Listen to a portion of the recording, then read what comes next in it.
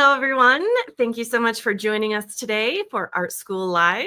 I'm 𝗘𝘅𝗽𝗍𝗻, filling in for Eric Rhodes, who is getting ready for his Paint Adirondack event that starts tomorrow. He is going to be up in the mountains painting with a bunch of friends and just having a good old time for the next week. So you get me this week and next week, which I'm super excited for. And I'm very happy about today's guest.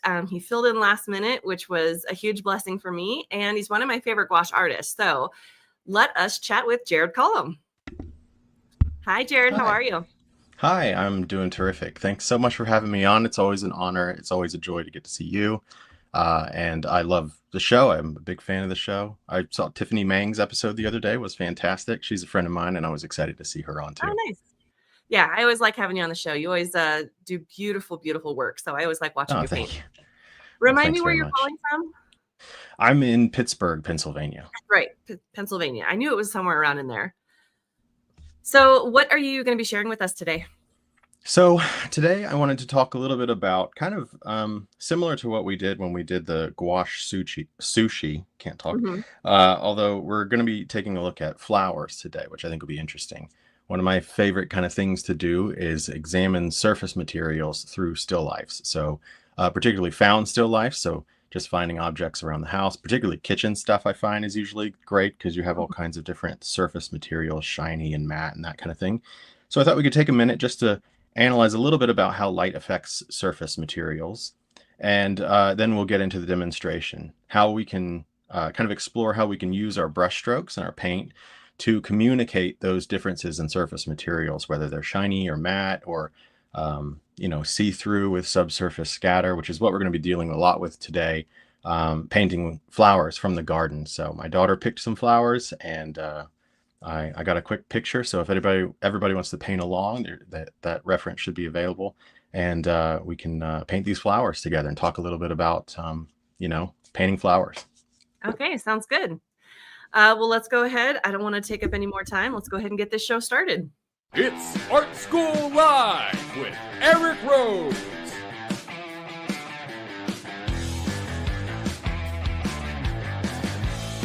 Now, here's your host, Eric Rhodes. 𝗘𝘅𝗽𝗍𝗻. A little fun on this Friday. Welcome to Art School Live. If you missed the intro, we have Jared Cullum with us today. He is going to be doing a watercolor painting of some florals, some flowers that his daughter picked, and talking about subsurfaces and all the kinds of things, technical things that I don't know. So let's go ahead and let Jared take this away. All right. So, oops, I'm over at the desk, and all right, so what can you see my desk? Everything good? Yes. Okay, great. Fantastic. My desk is like facing away from the computer, so I can't exactly see what you can see while I'm over here. But yeah, so I am a big fan of kind of exploring the world through thinking about surface areas and planes. And I have found one of the most interesting ways to do that is doing found still lifes. So still lifes of objects that you just kind of find around the house.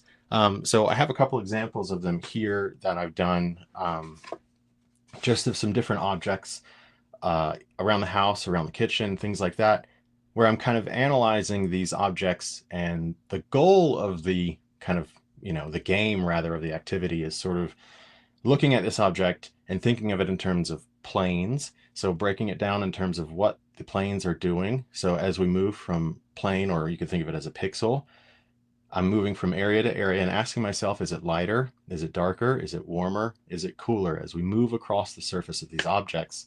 And I'm always evaluating the value and how that's affected as well. Doing these from life, like this one was done from life, is a great way to really study and analyze light and what light is doing and color is doing. Because when you're using a photograph, there's nothing wrong with using a photograph, like I have 2 young kids, so it's very difficult to work from life just all the time. So a lot of times I just have to snag a photo.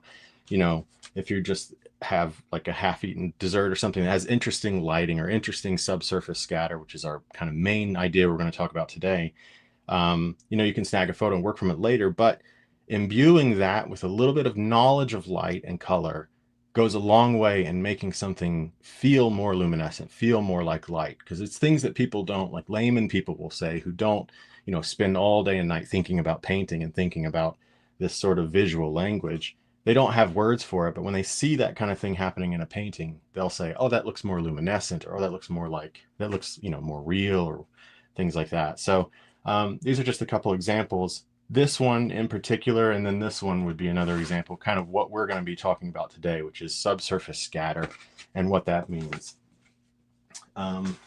So here's a couple of examples, by the way, of what we're doing today, which is flower painting. So my wife is a big gardener. She loves gardening. That's like her main kind of passion in life. So she's constantly gardening flowers and vegetables. And then my daughter loves to just, you know, cut them up and make little bouquets of flowers. And she's gotten very good at it, actually, making really interesting little setups. So we have flowers all over the house all the time. And I think flowers are a really interesting way to study color and shape, but it can also be very frustrating, and it can be difficult to make them feel like they're alive and feel real. So I want to talk a little bit about part of what makes the flowers feel like flowers and not like, you know, a plastic object that you found. So I'm going to get a little bit of drawing paper here. We'll just talk just for a moment about light affecting surfaces hitting objects. So basically, there's sort of three main kind of lighting effects that I am thinking about, and it's usually typically one of those three, or it's some combination of you know, them together. So something might be more of one, more of, you know, 60-40, different depending on the type of surface. So when we're looking at an object, it's best, I think, to try to remove our awareness of what the object is, particularly with something like flowers or cars or things like that. You know, I talk about this a lot in classes. Our brain has a kind of autopilot, right? We build this visual vocabulary of symbols and shapes. And flowers are one of the ones that are especially egregious in this area, where, you know, ever since you're a kid, you build a shape and a symbol for what a flower is, or what a car is, or what an eye is. And in the moment it takes from looking at your subject to looking at the paper, our brain has a tendency to go into a kind of autopilot and take over. And so you end up drawing the symbols.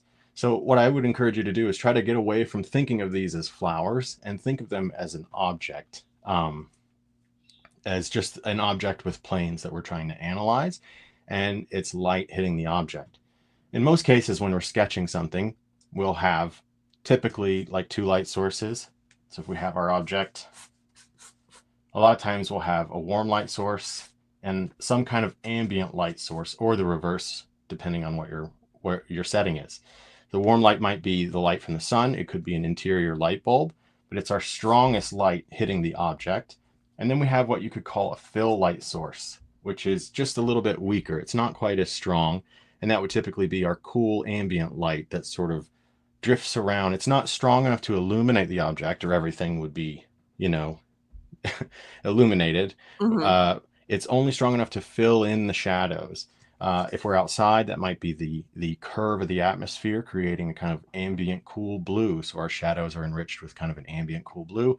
If we're on the inside, then maybe that's a window. A lot of times, in the case of what we're doing today, we'll have a window or something. And if it's north facing, especially, and you don't have direct sunlight just cutting through the window, you end up with an ambient cool light. It's not strong enough to illuminate the object. It's only strong enough to be present in the shadow. It fills the shadow in, and our light source illuminates the object. Light has a tendency to play tricks on the mind. So typically, and I'm hesitant to say this is a law or hard and fast rule, but typically when you have a warm light source, you have cool influenced shadows, and the reverse is true. If you have cool light, you have warm influence, although light has a way to fool the eye depending on your ambient light sources. So if you have a distant lamp, you know, you might be getting rich warms in certain areas. So just be aware of those things. And so light hits our object, and objects have a surface, which some of this might seem a little redundant, but there are a variety of surfaces that we can analyze when we're looking at an object. And the first one I want to talk about would be a 𝗪𝘂𝗻 reflection, or a matte surface, a surface that we would just say a matte surface. And what's happening there is our object has all these tiny little textures on it. So light comes from light source, and it shoots off in a variety of ways. Bounces all over the place. So light hits object, absorbs, and then reflects. That's how we see color, right? Now that color is cast off, in this case, in the matte surface in all different ways. So you end up with a very kind of matte surface. So I'm thinking like the wood on this table, or in some of those still lifes like the cutting board. If you're looking at wood, a lot of times wood, or objects that are matte, they have this small texture on it which scatters the light as it bounces off. And then we have, so that we'll say, we'll just call that matte. It's easier than 𝗪𝘂𝗻 reflection. And then we have direct reflection, which is an object that is so smooth that the light comes from light source, hits the object, and then bounces off in a more neat fashion rather than getting scattered. This would be our kind of metallic objects, like my metal box here. And we can observe that in, if you're painting something that has a metal object, like these two little studies, metal objects are directly reflecting the light into your eye, and then you end up typically, and you get it kind of with both, with something called an angle of incidence, or a highlight. So where the area gets a little bit softer and the light comes from light source, hits object, and comes directly into your eye, is what we would call a highlight or an angle of incidence. And you get that much more prominent in the matte, in the the direct reflection, because direct reflection is like metallic and creates a kind of mirror. And typically you see literally a mirror of what's going on. If you're doing a spoon or something in a still life, you see a kind of mirror of it's warped, right? Because it's right. It's a shape, but you're seeing a mirror reflection of the room. So you'll see, whatever is nearby, and maybe, and you'll see the direct light source reflected. So if you have a window, you'll have the actual shape of the window warped. And if you have an interior light bulb, you'll have that reflected as well. We'll be dealing a little bit with that with the glass today. And then the thing that I wanted to really think about today is subsurface scatter. So typically we'll have some combination of these, and then maybe subsurface scatter. And subsurface scatter, what's happening is light passes through the object, and it kind of zigzags and then comes back out, and it creates this sort of ambient soft glow. So you end up with this kind of rich glow. And what happens there, and what I want you to observe, is that saturation, the intensity of our color, tends to elevate. It tends to get stronger. So think about if you take your fingers and close your hand and then put it, I'm not gonna be able to do this on camera. I guess I could use my flashlight, but if you close your fingers together and hold your fingers up to a lamp and look between your fingers, you should see this kind of rich red glow. That is subsurface scatter. If you see light passing through someone's ear or nostrils, tend to get subsurface scatter. It's very important for flesh tones, to recognize this idea. If you're painting butter tends to get a little bit of that subsurface scatter. Jams, jellies, that was something, this was a demo to talk specifically about subsurface scatter. So if I was to use a lot of cold colors in these shadows, it would look hard and plastic in the strawberry jam bits. But instead, when I'm rolling into the shadows and turning that form, I'm elevating the saturation. I'm increasing the red. I'm keeping it bright and vibrant red as I turn the form, so that I can give that sense of luminosity and light passing through the object. So that becomes very important with flowers. Similar to flesh tones too, because this is happening as you're turning the form. That's part of the difference if we were doing a portrait between painting flesh and hair, or flesh and jackets, is as you're turning the form, we're getting just that little bit of a glow to it. And we get that with flowers too. And part of what happens with flowers, which is something that you have to note and observe, is that the colors obviously are very bright and vibrant. So we have an object that might be, let's say, we have an object that might be, pink, we'll say, or red, light is going to hit this red object and it's going to absorb color and then cast red off. So red is going to cast off into more red, which will then, it gets way weaker each time, but will then cast off into more red and into more red and into more red. So it's kind of like on a sweater too. If you have a red sweater that has like a fold in it or a roll in it, if it's like, say, a red sweater, if you're doing the shadow and you paint that shadow like cold blue or like a cool color, you'll kill the vibrance of the light that's happening. Instead, we would elevate the warmth. Think about light going into that fold and zigzagging in, and it's absorbing and casting off, like we said, red into red into red. So you would get more of that kind of glow. So when we're doing flowers, you just want to remember to keep that keep that color high and saturated. And even though we're going to have some shadows and some darker parts, we want to make sure that we're keeping the color saturation high so that we are giving the sense of luminosity, illuminating the object that we're sketching. All right, so let's do this. So I have some arches here. Let me just spray this down. It's good to have spray bottle handy, water atomizer. And let's get started.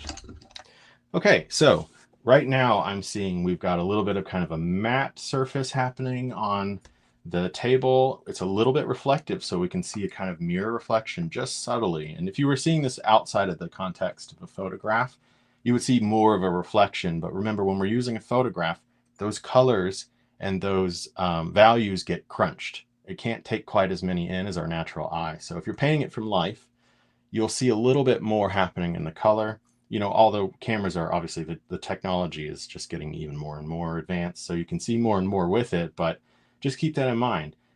And then we have an object that light is passing through, so we have a sense of a kind of glow to this. We want to make sure that we're getting the sense that light is bouncing around the inside of this object, but we still have a directly reflective surface every here and there because we've got this is the light source, and it's a mirror reflection. There's a chandelier above us in the photograph, and it's you know, like a circle of lights, and you can see the literal chandelier reflected. It's just the chandelier there. And then there would be a window over here to the right, but this was taken, the sun was going down, so there wasn't enough. But if this was mid-morning, we would have seen ambient cool blues over in this side because there's a north-facing window over here. Overall, though, we're still kind of analyzing things in terms of basic shapes, planes, and values. So we'll just do this.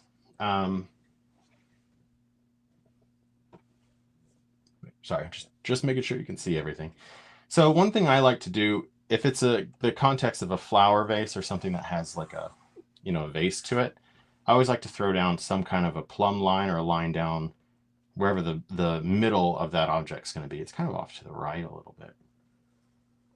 So what I'm doing is I'm locking my hand tight, and then I'm running my finger along the edge of my sketchbook, and that will help me get some straighter lines.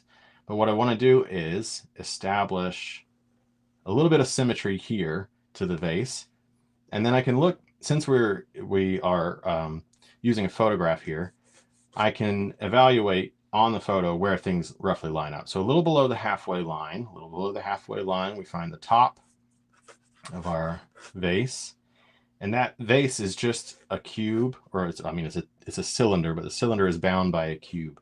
All these objects are bound by a cube in perspective. I don't want to get too carried away with that because that's could be a whole other session for the future.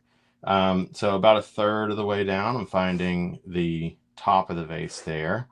All you want to remember is that because this is a cylinder in perspective, that is just going to get, as it gets to the eye line, it's going to be flatter. And then as we move away from it, our circles are going to get a little bit more rounded. So eye line is above the flower vase, so all of our circles are going to be just a little bit more rounded. But I usually don't encourage people to think too much about ellipses as much as how you can use straight lines to find rhythms.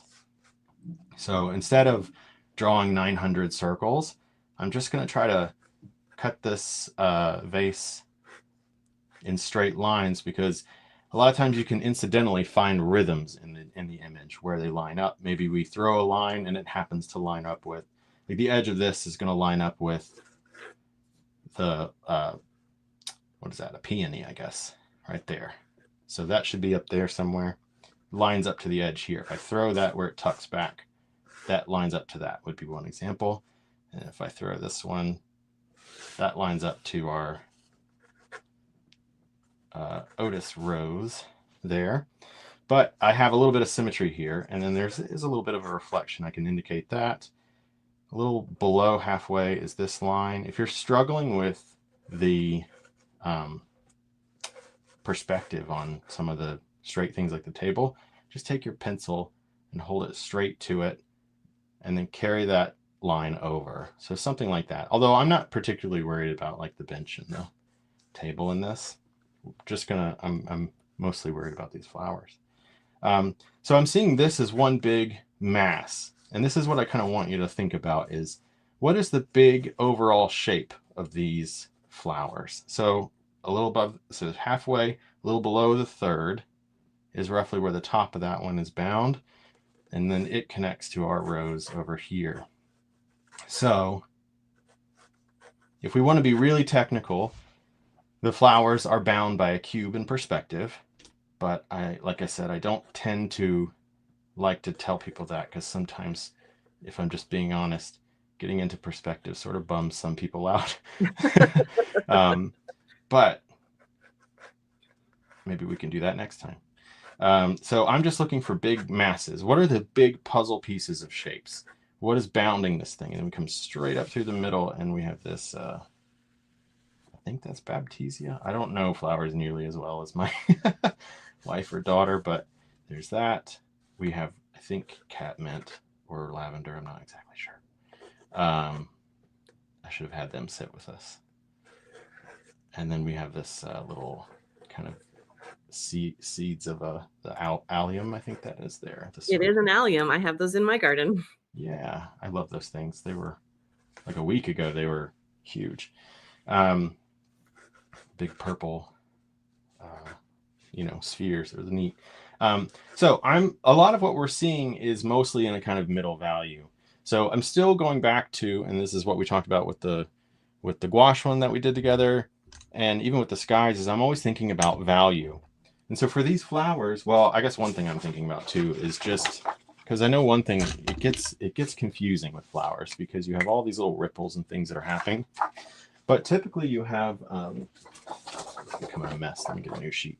All right, so flower is a cube in perspective, right? Don't worry too much about that. Just pointing that out, right? Our eye line's way above it, so the flower is sitting inside that box. There's a light source hitting it, and there's a light area, there's a shadow area, and then maybe shadow over here. So that is what we're observing. When we're looking at the flower, though, we have all this intricate stuff happening, but if we were to look at it a little bit closer, I'm noticing there's basically a top line to our shape. And then in this particular one, there's, because they're radiating out. So what's happening in this one, if we were to break it down, there's this kind of like radiating the way the petals come out. And then there's some just that are hanging on. But overall, there's this radiating general rhythm to them. There's typically like a general rhythm to them. And that's more what I'm interested in than the details. So this one has that little edge there. It goes down.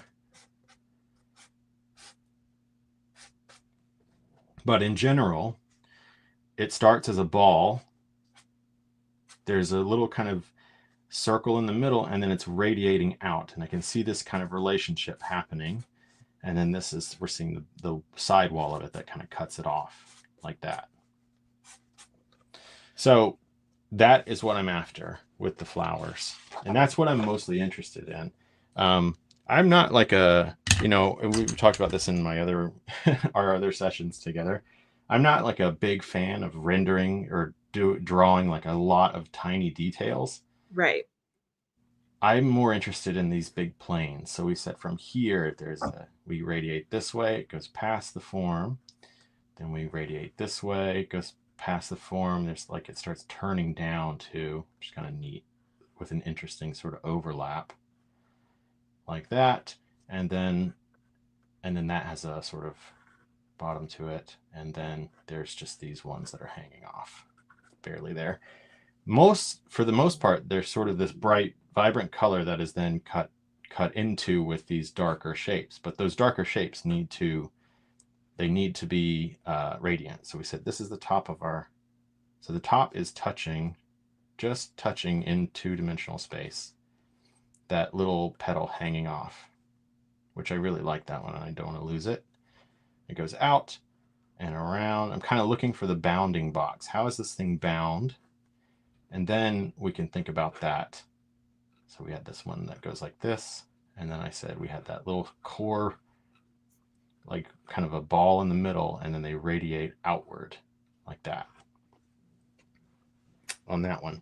And a lot of the little ones I usually don't even really articulate. So let's get some color going here.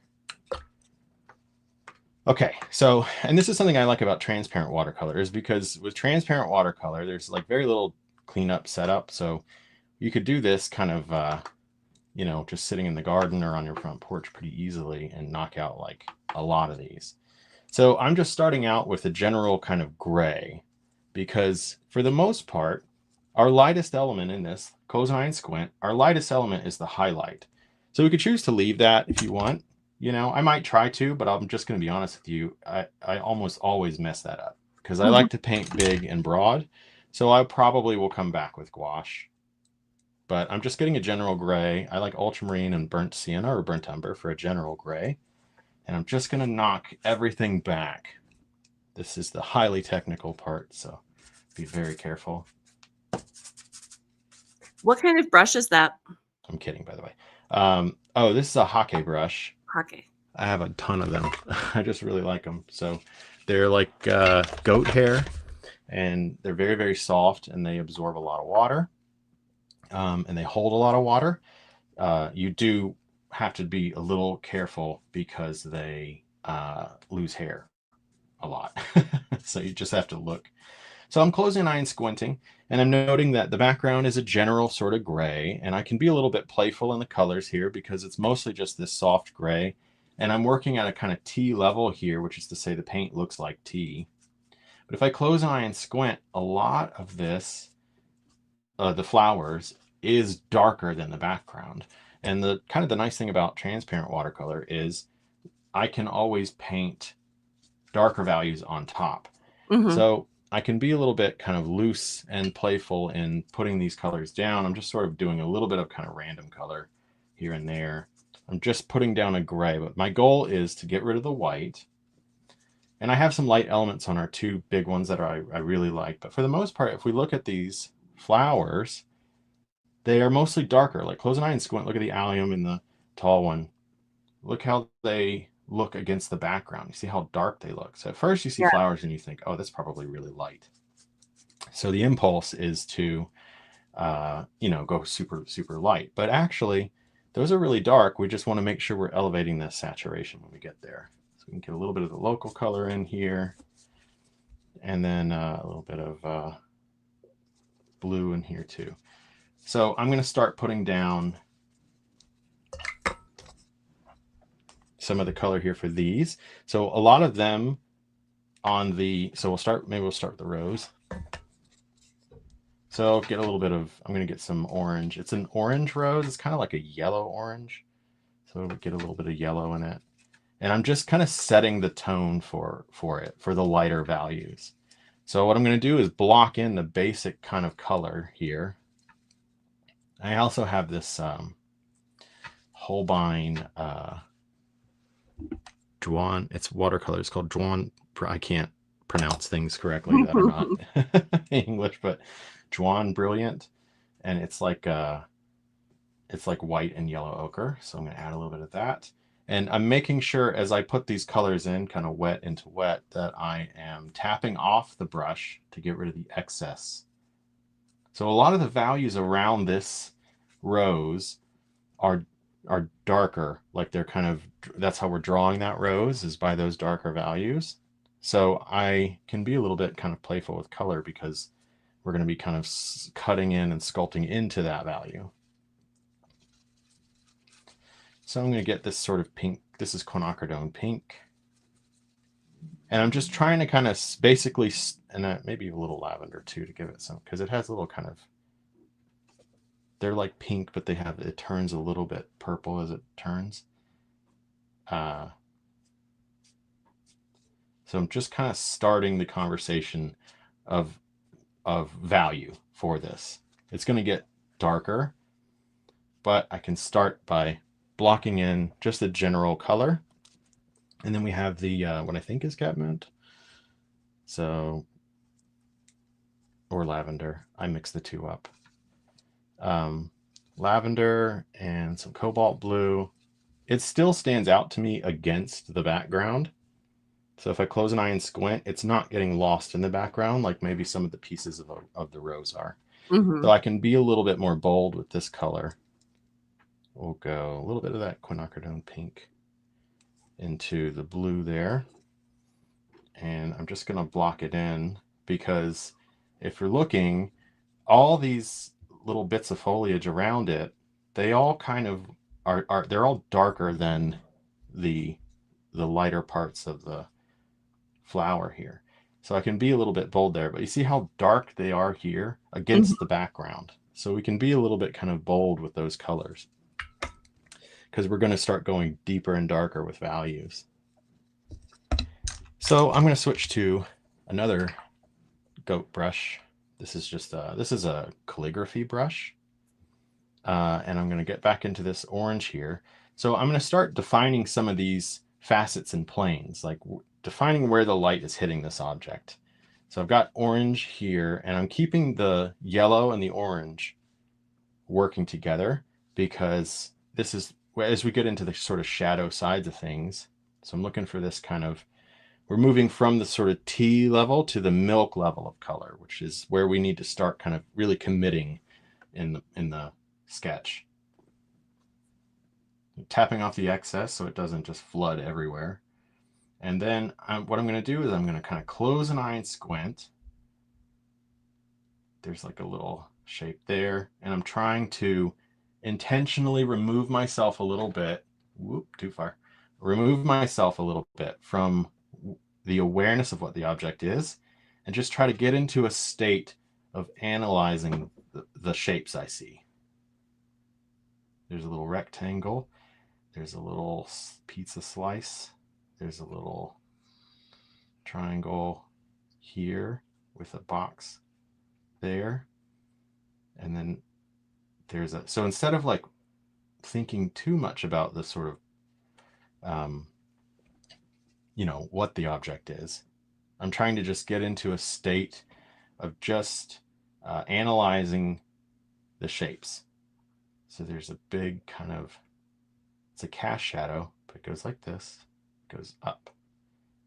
And, you know, I think a lot of it is, there's an element, of course, of like stylistic choice, because I think for some people, they really enjoy rendering tight, small detail. One thing I really like is minimal brushstrokes in what I'm thinking about. So, and that's not everybody's cup of tea, you know. I think if you ask my wife, she would say that all my paintings look unfinished.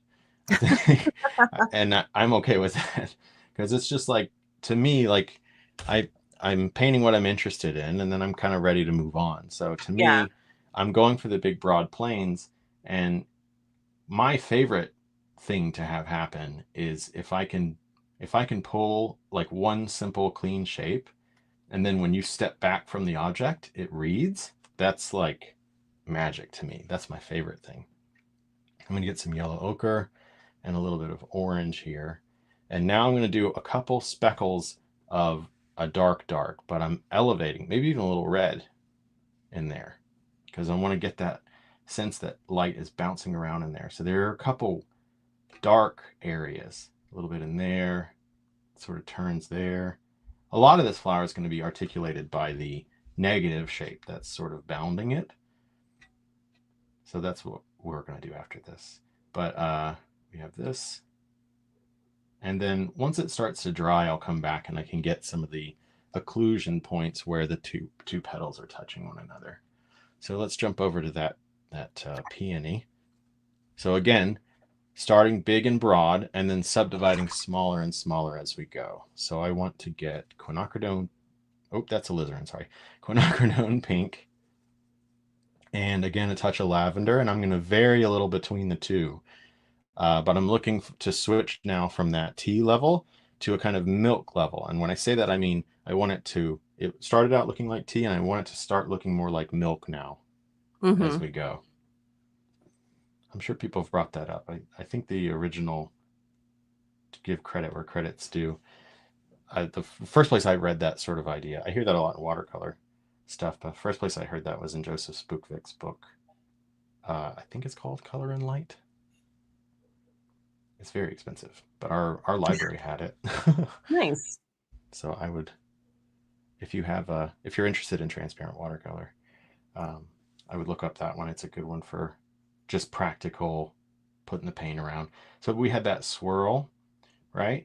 And then there was this part where it's opening, and then almost all of it sort of goes into that darker value, slightly darker value, right? So we're just taking a step in that direction, and then we'll come back and we can do more of the darker shadows. Add a little bit of lavender to that because it starts to sort of turn purple in some of the broader areas. And then we have some overlap where the other plant is, a lot of that is actually kind of part of that middle value. So we have this here, and then big kind of broad strokes. We've got the whole sort of side here. Jared, I have not been watching the time. We've got about a little over 15 minutes. Okay. Thank you. All right, a little bit of alizarin. So a little bit of quinacridone pink.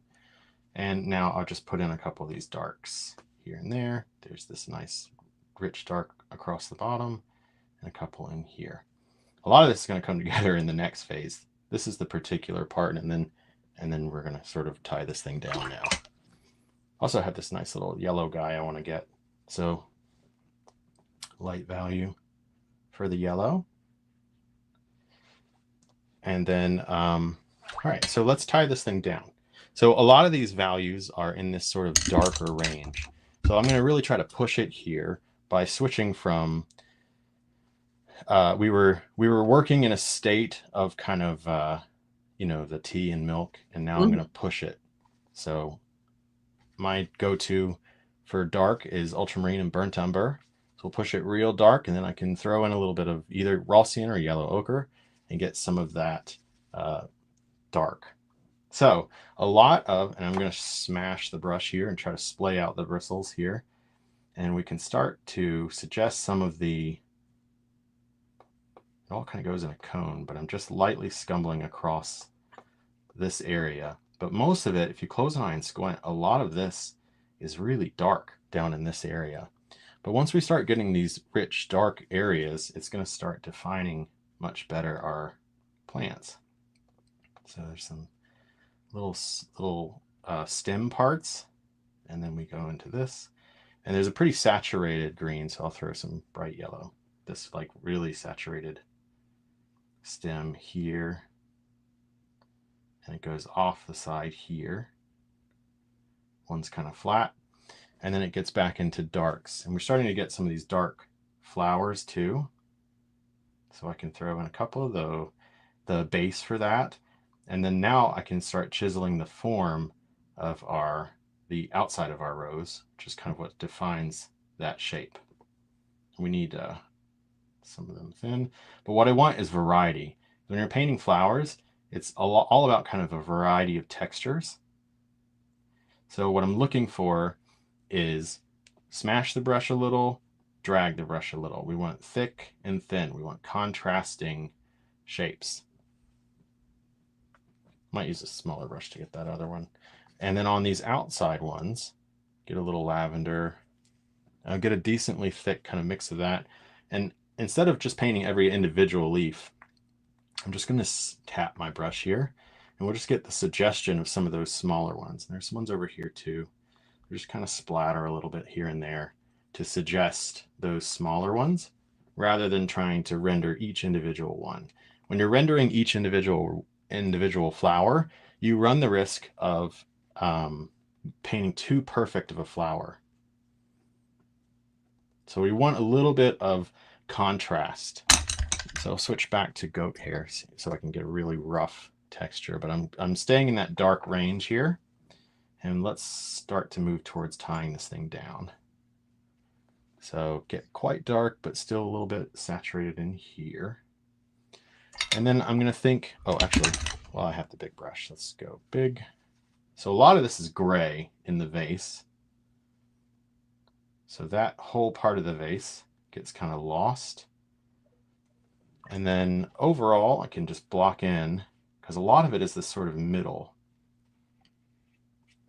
And then I'll come back and we can do maybe the highlight, touch in a couple highlights with the, unless I can leave it, we'll try.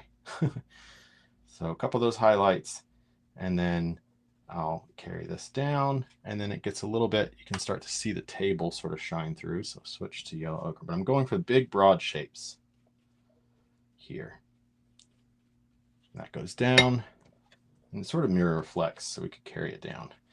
And then we will cut into that with our darker value. For the most part, when I'm painting a glass object, I try to just ignore whatever the surface is doing, and just focus on big key shapes, piecing those big key shapes together, and then I'll come back in later with highlights if I need to. There's sort of a dark value across the bottom. Tap off the excess so we don't flood it. And then I'm going to get some, there's cadmium yellow here, which is kind of opaque. So I can start putting in some of these stems and things. And I'm just closing an eye and squinting. I go back to that all the time, always going back to close an eye and squint at the reference. And all right, so let's get our tall, I guess I could, here, burnt umber and raw sienna. And I'm just going to block in our table here, goes kind of around down the side, because I do like to have a little bit. And every time I reload my brush, note that I'm going back and forth between warm and cool and warm and cool. Goes down, and it goes off this way. That'll give us a little bit of context that would be nice to have. That goes down. We don't have, a lot of times you'll get like a little luminescent kind of glow where light passes through the glass and then gets shot up onto, or down onto the table. But I'm not seeing that in this one. But you do get that a lot. Just look for those things. So we're going by the rows and then down. The bench doesn't really matter though. I'm just sort of blocking in the shape to give us some value context. A little bit of burnt umber, and then we will finish up here. So the bench back there. And then let's finish off with our, we've got to do our allium and then the, so close an eye and squint. And note how dark that, I think it's Baptisia. I apologize if you love flowers and I'm butchering the names. But we go, I'm holding the brush farther back, by the way, because I want to get an organic sense to that. So what you want to do is kind of hide your hand a little bit. If I go in to draw a perfect line, especially if I'm using my hand and not my whole arm, there's a tendency to create either too perfect of a line or it's just off. So what I want to do is bring a little bit of that chaos into something that's organic like this. So I've got that muddy greenish mix, and now I'm going to do these little, they're sort of heart shapes. They look kind of like cartoon hearts. And they go off like this. And then adding a little bit of blue, we have, I think it's another allium back there, but it's what it is a nice dark shape against our rose here. So that will help give some context. So now it's starting to kind of come together a little bit. We need to have that full range of light and dark. And then I've got, since I've got the thin, holding the brush further back so that I get these kind of really thin, sort of chaotic branches, or not branches, rather, stems. You know what I mean. Yes. And then there's this little piece that sort of goes off one way and goes off another way. And then these are all connected by this winding, kind of like it twists out and around, which is kind of interesting in contrast to the other shapes that we see. And then we can get the allium. And if I'm just closing an eye and squinting. Again, it's very dark against the background, rather. And what I'm seeing is like there's sort of a dark value collected in the middle. And I'm going to splay out the brush, get a little bit of texture. And then it accumulates around the outside like this. And then there's some little bits here and there. But what I don't want to do is try too hard to draw it perfectly, because otherwise it'll end up looking probably too perfect, and then it'll look flat and fake. What I want is to have a little bit of just chaos, thinking about how some of them are going out, some of them are coming towards us. And it looks a little bit like that. Okay. We'll just finish this off with some darker values. We've got about 10 minutes. Oh, okay. Oh, well, then we could probably just sit Need and more. talk for 8. You want to just sit and talk for 8 minutes? I'm kidding.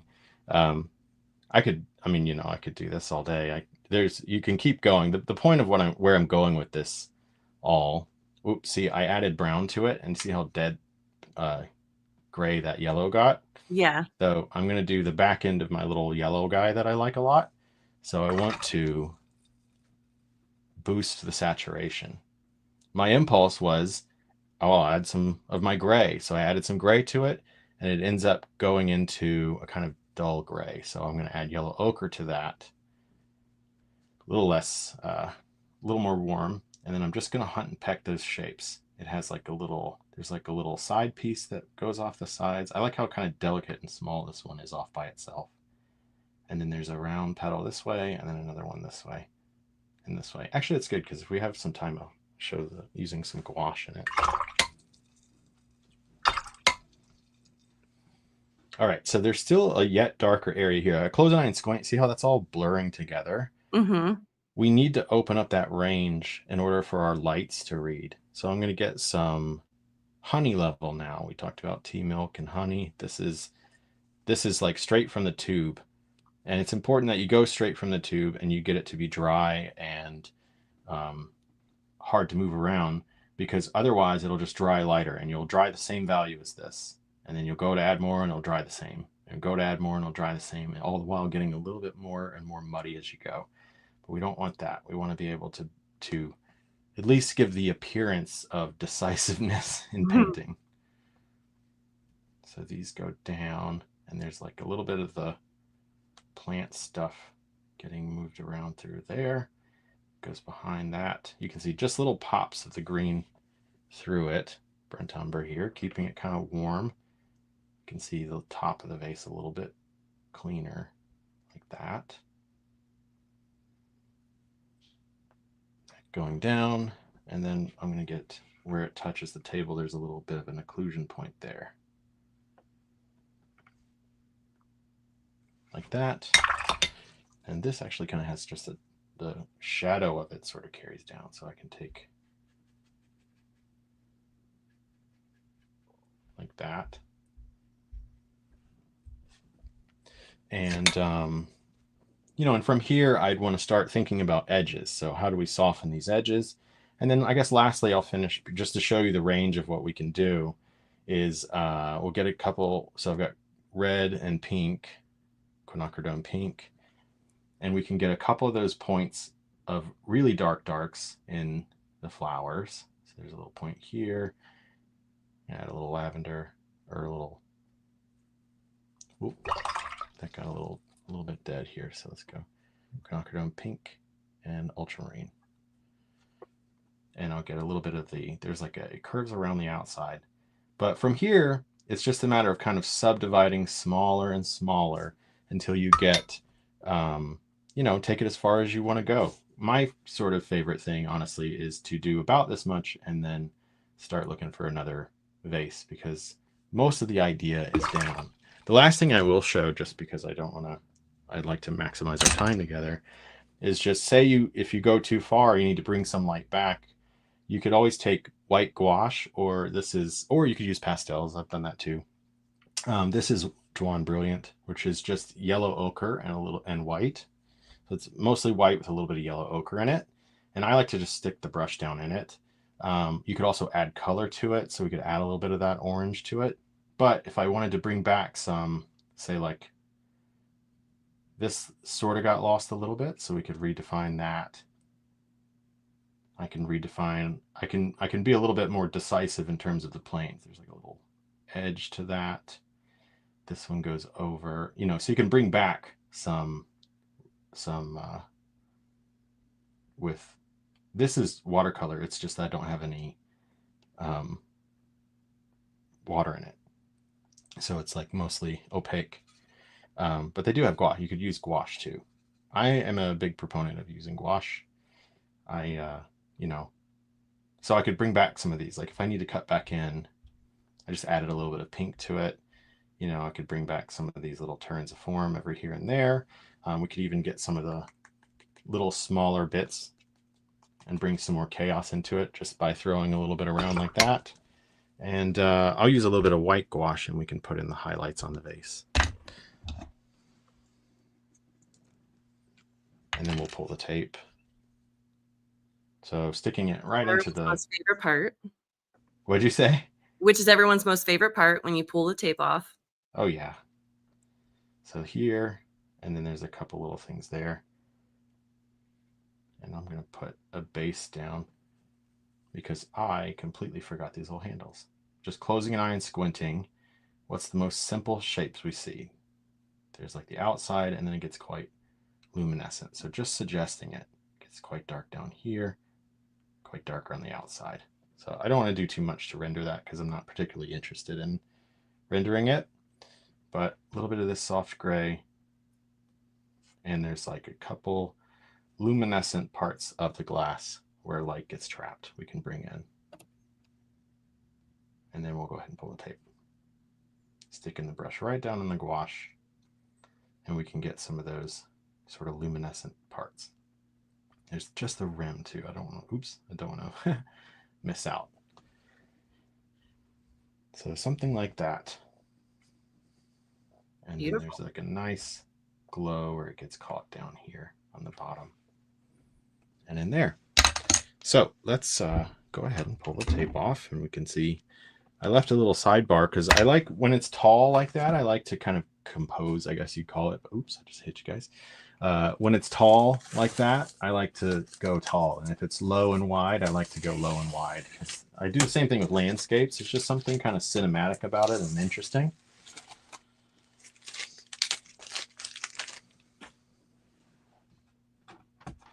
There you go. So, you know, in not a whole lot of time, you know, and if I wasn't talking, I could probably do it a little faster, but in not a whole lot of time, we're able to get down at least the general idea and get a nice little study to think about, like, what is the light doing to the flowers that's different than the table or the wall or the vase, and how do we communicate that using our brush strokes, our textures, and then the knowledge of how light is affecting these surfaces.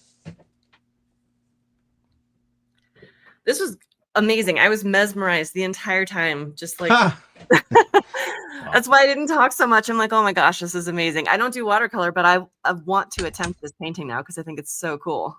You should do it. I think everyone should do watercolor. I definitely am gonna. I love watercolor. I think it's to me, it's just so accessible, in that, like, after we're done talking, I'm just gonna do that, and I'm done cleaning up for the day.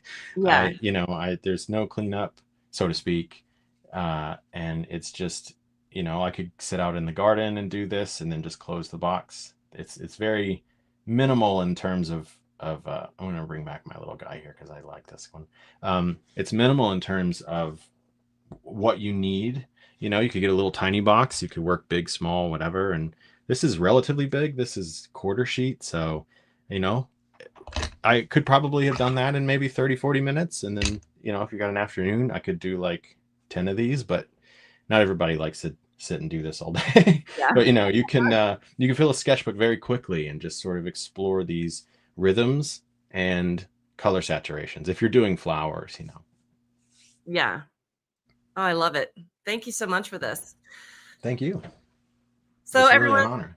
Thank you so much for watching again today. I'm so glad that you got to watch that. Jared is just the best. He's such a great teacher, and so glad he could come back. So if you're interested in gouache or watercolor, we do have a couple of events coming up. One I'm super excited about is Gouache Live, because I do love gouache. That's coming up in August, on August 23rd. It's a one-day event. And then we also have Watercolor Live coming up in January, and that's our 4-day event. And you can find all of that on our website, streamlinepublishing.com/everything. I'll put that in the chat. And don't forget to check out Jared's Instagram. He's always doing workshops and demos and, Zoom things and all those kinds of things. So be sure to follow him so you get to see all the cool things that he's doing. And I thank you guys so much for watching. Before I forget, don't forget to subscribe to our channel. That way you get notified when we go live, which is always super fun. Every weekday at 12 noon Eastern time, you'll get to see us here. Usually it's Eric. It'll be me next week. And I hope you guys all have a wonderful weekend. Take care.